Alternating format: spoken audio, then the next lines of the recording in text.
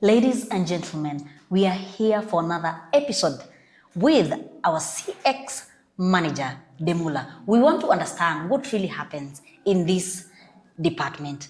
And we have her here with us. Maybe she can introduce herself. Thank you, Barbara. My name is Patricia Nalianya, Manager Customer Experience, PR and Branding at Demulla. Yes, she's here today to take us through. Madam Patricia, maybe you can start by giving us a live scenario with the customer experience. Let's assume customer apply for a loan. Then ameambiwa itakuwa processed within 24 hours. 24 hours zimeisha, no communication, amepiga simu kwa ofisi, hata akipiga simu bado hapati solution. And that client now has gone viral. What happens? In such a case, tuseme client apply loan. Yeah. Of course, at the point of marketing, tumesema this is our TAT, blah, blah, blah. Yes. And then we fail. So you see, such a client, apply your loan, maybe alikuwa na needs, na alikuwa na expectations on how fast we will be in solving hizo needs zake. Yeah, true. Since loans zetu ni biashara loans, definitely you client alikuwa na maybe mahitaji ya kibiashara ameweka. Yeah.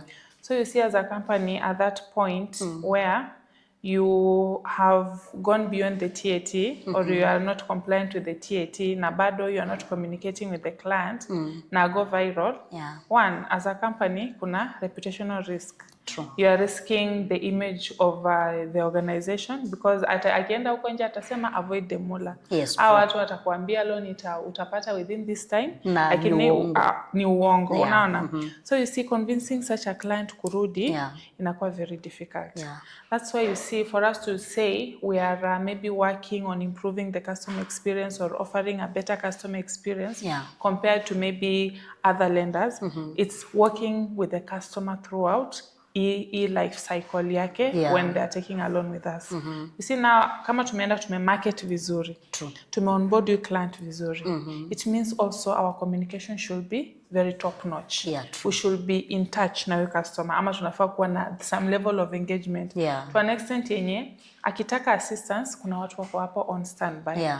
Maybe not necessarily when you are on board. Unajua anaweza on board client na niende shughuli zangu. Yes, true. That's why we have a call center in place. Yeah. Now call center, it's centralized in the sense that client akipiga customer care, we have trained our customer care staff to be in a position ya kuhandle any complaint. Okay. So hata kama mimi nimepeana loan, I should be in a position ya kuangalia profile ya your client na niseme loan yako imefika this stage, or let me confirm how far it's gone, or you will receive your money after this point or after this time.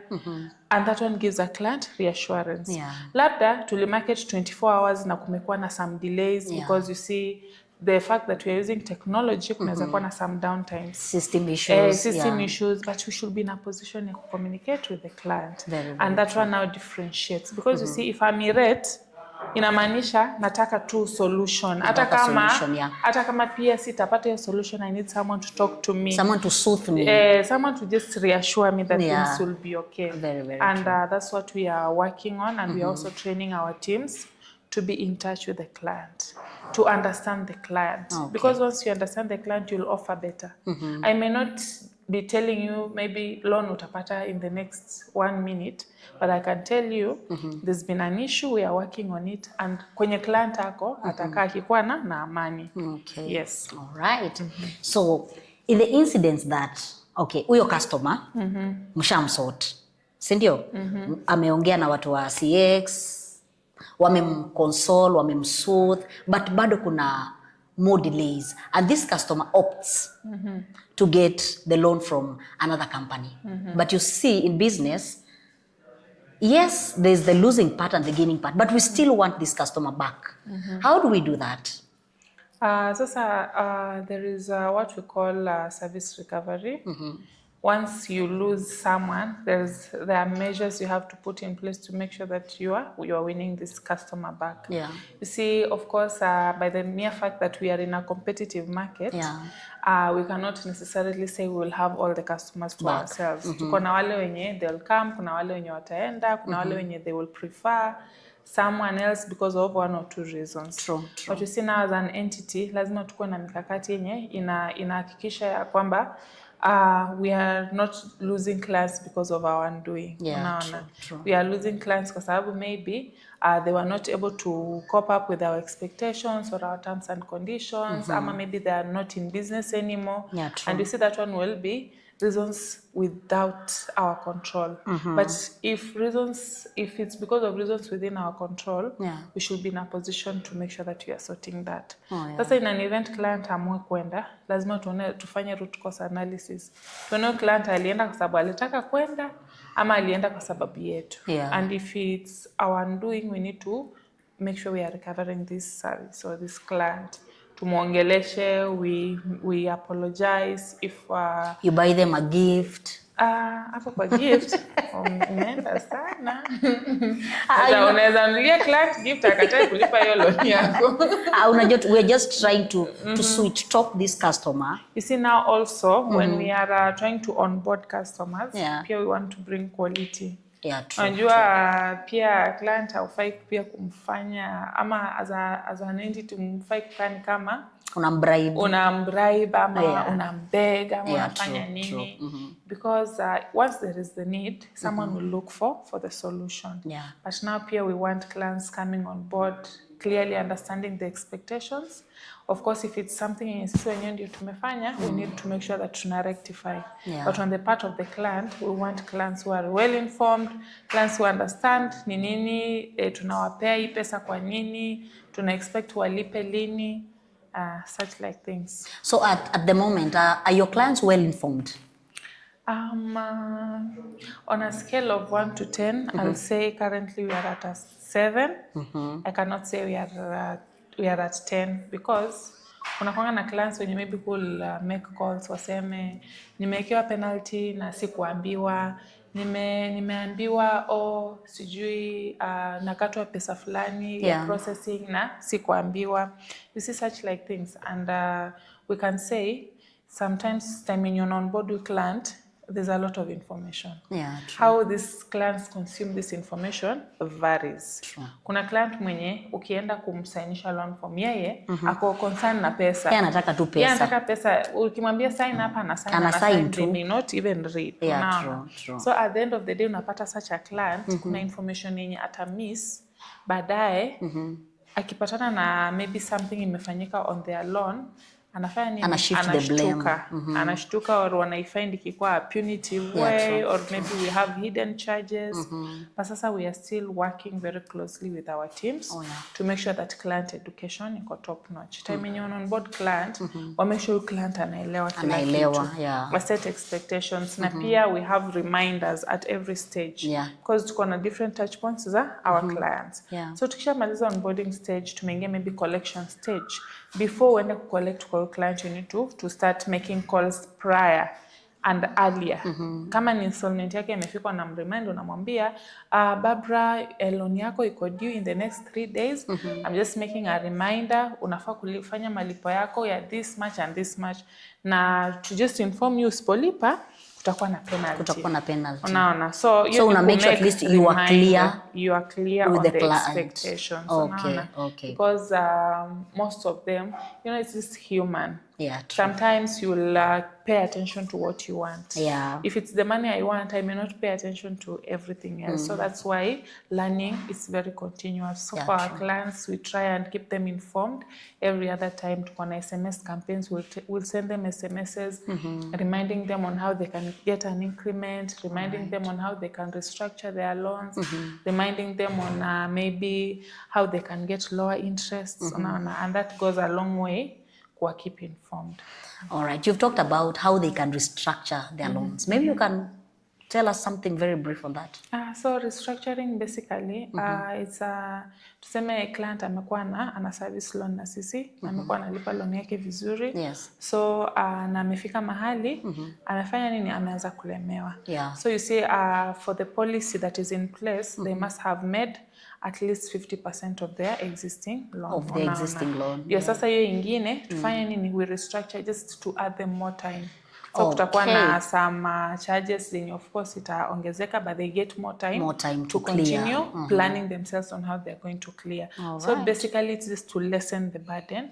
You client hawezi sema ni client mbaya kwa sababu maybe amefail on one loan, amekuwa analipa. Yeah. So that's why to make sure that we are retaining pia as many clients as possible, we come up with tailored solutions for specific clients, because not every client qualifies for a restructure. But kuna wale wenye wana qualify. So if one qualifies, we should be in a position ya kumsaidia so that we keep them for longer. All right. Maybe tell us, when a customer complaint goes viral, is the real failure CX, PR, or the leadership? You see, when it comes to complaints, you see, we also have categories of complaints. We have complaints that are coming from real customers. Tuko na complaints that are coming from maybe hearsay. Tuko na complaints that are coming from real experiences. So also, we may need to categorize the nature of the complaint. Tuelewe. This complaint, what is the root cause of this complaint? Is it because of system failures? Is it because of maybe fraudulent activities? Is it because of maybe failed payments? Is it because of maybe interests or penalties? You see, once we categorize that, now we will also have to look at maybe the channel in which that complaint was raised. Because now when we say, is it CX, PR, or leadership that failed, tutaangalia channel.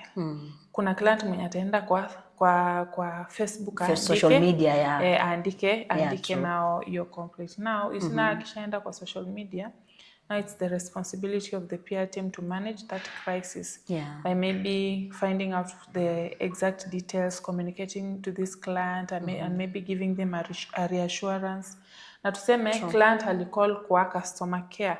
So akicall, how the customer care itamhandle ama ita-respond to them, ndio ita-determine kama ataenda tena kuandika kwa Facebook.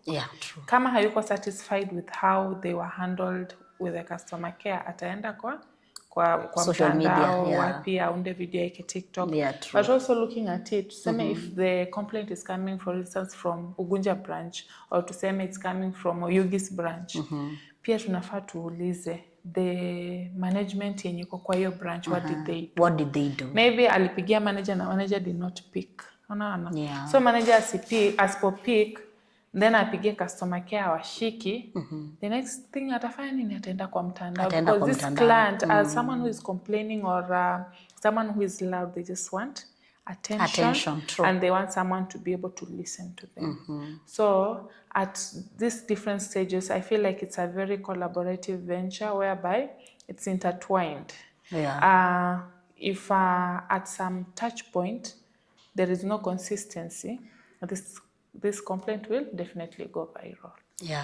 So in this case, are you guys doing enough training on how to handle these clients? Because I can only imagine client amepiga simu na ako top notch, ana rant tu, na mwenye pia ameshika simu the other end pia ni mwingine, ni kama tu alikuwa anamngojea. So ana rant his side na huyo ana rant his side. How would you curb such a situation? For our teams, we make sure that they are well trained.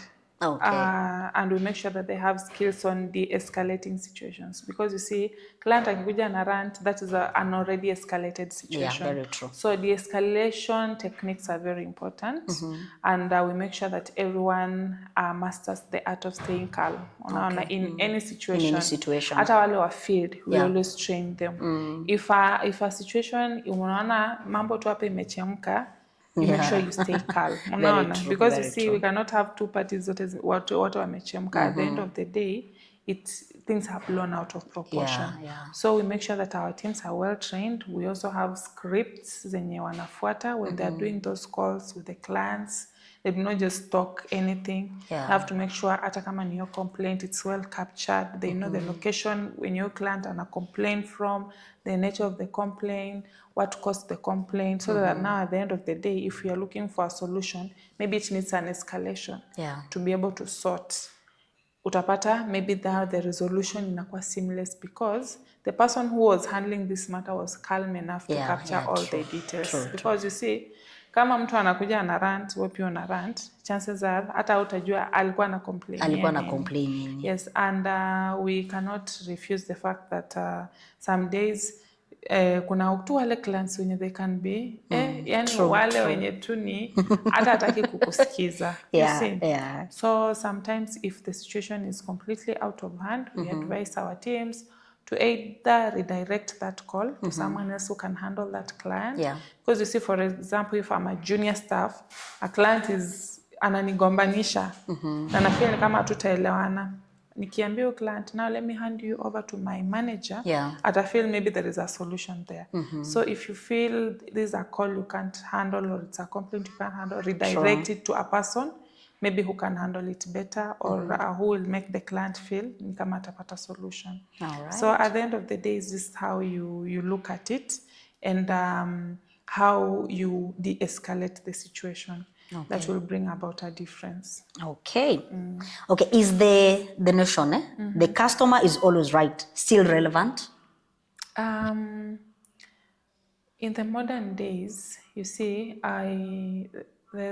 the saying of the customer is king, the customer is always right, is a subject to debate. But in my view, I would say the customer should always be informed every other time. Because the customer can be right, yes, but you see, you generalize the same, the customer is always right. Sometimes you may have poor quality customers. Because customer anakujia anakwambia hapana, mimi najua na fake kwa hivi na unasema since the customer is right, yes. So it also looks, we also have perspective of looking at how right is the customer. Are they right because maybe they are airing out a complaint, or are they right because we are allowing like the situation to be the way it is? So I believe in having a very informed clientele or customer, because tuseme for instance customer akikuja kwako, they are ranting about something they are not well informed of. It's your responsibility to make sure that you inform that client, so that going forward they know the expectations zenye uko nayo towards them, na pia wanajua this is how things need to be handled, this is how things move, this is how things are done. Because unaonanga wale kuna kwanga na mtu anaweza kuja aseme nyinyi ni wezi, nyinyi ni wezi sana, nimelipa loan na mbona haijapungua, nimetumiwa message still with the existing balance, unaona. So at this point the customer is right because from the information yenye wamepata there's a discrepancy. But now what do we do to make sure that we rectify this situation so that going forward akipata ya discrepancy they don't think we are thieves.